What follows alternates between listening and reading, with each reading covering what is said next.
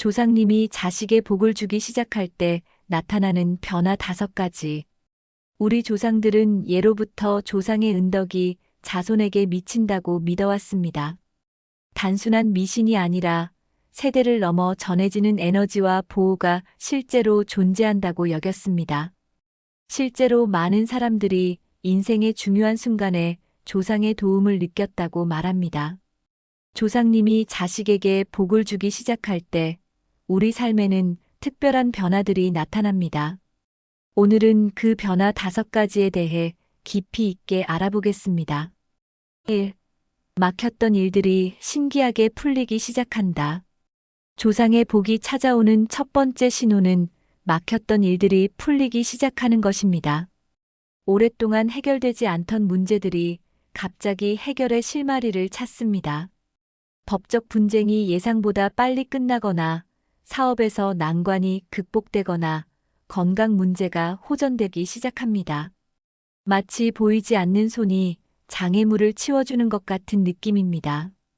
이런 일들은 우연으로 치부하기엔 너무나 절묘한 타이밍에 일어납니다. 필요한 순간에 꼭 필요한 사람이 나타나거나 포기하려던 순간에 기회가 찾아옵니다. 이것은 조상님이 당신의 길을 열어주고 계신다는 신호입니다. 조상은 자손이 고난을 겪는 것을 보고만 있지 않습니다. 보이지 않는 곳에서 길을 닦아주고 장애물을 치워줍니다. 특히 중요한 결정을 내려야 할 때, 어떤 선택이 옳은지 막막할 때 조상의 도움이 있다면 자연스럽게 올바른 방향으로 인도됩니다. 나중에 돌아보면 그때 그 선택을 하길 정말 잘했다고 느끼게 됩니다. 이것이 조상의 지혜가 작용한 결과입니다. 조상은 이미 인생을 살아본 분들입니다. 그 경험과 지혜가 후손에게 전달되어 올바른 길을 가도록 돕는 것입니다. 2. 직감이 선명해지고 꿈의 메시지가 나타난다.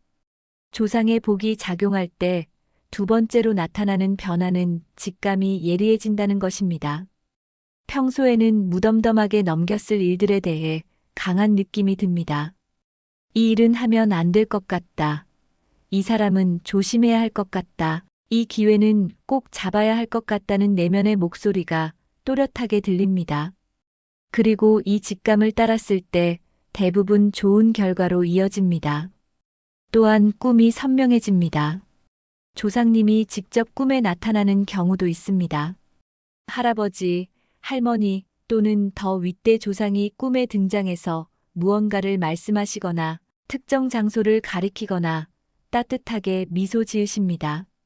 이런 꿈은 단순한 꿈이 아니라 메시지입니다. 조상이 당신에게 무언가를 알려주려는 것입니다. 꿈에서 받은 메시지를 무시하지 마세요.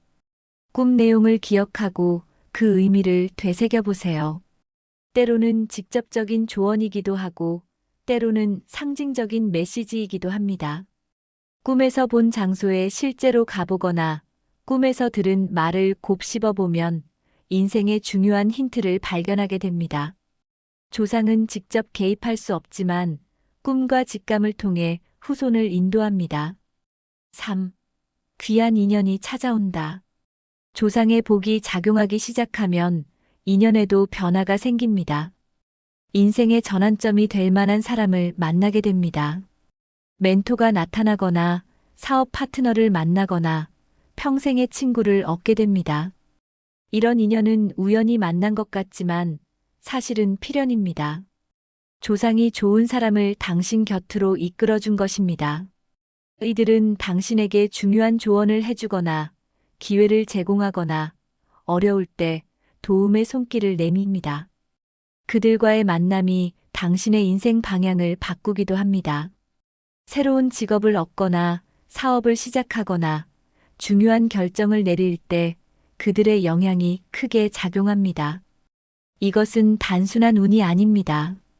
조상이 당신에게 필요한 사람을 보내주신 것입니다. 또한 해로운 인연은 자연스럽게 멀어집니다.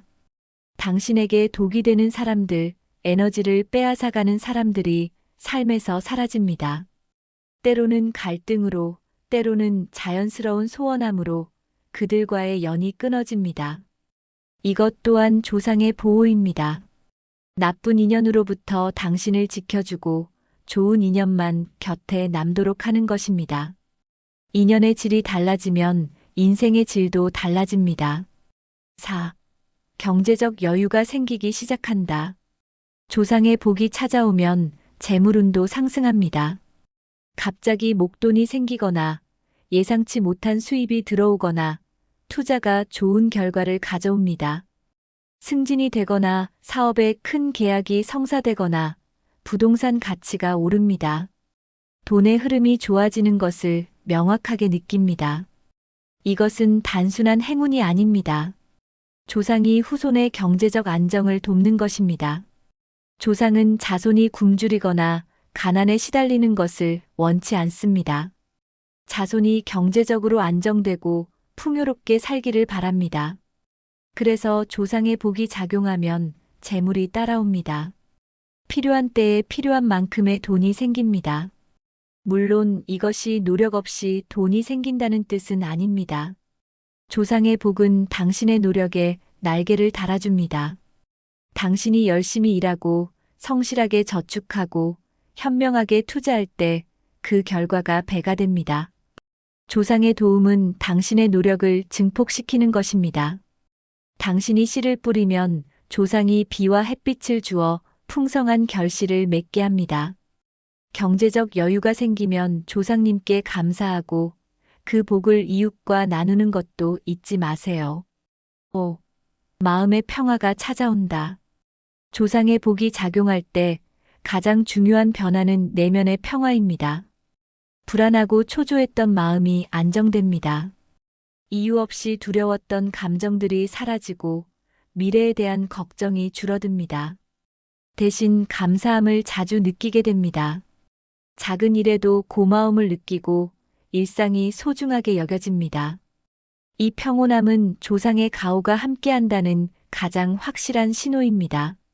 조상이 당신을 지켜보고 있고 보호하고 있다는 확신이 들면 마음이 편안해집니다.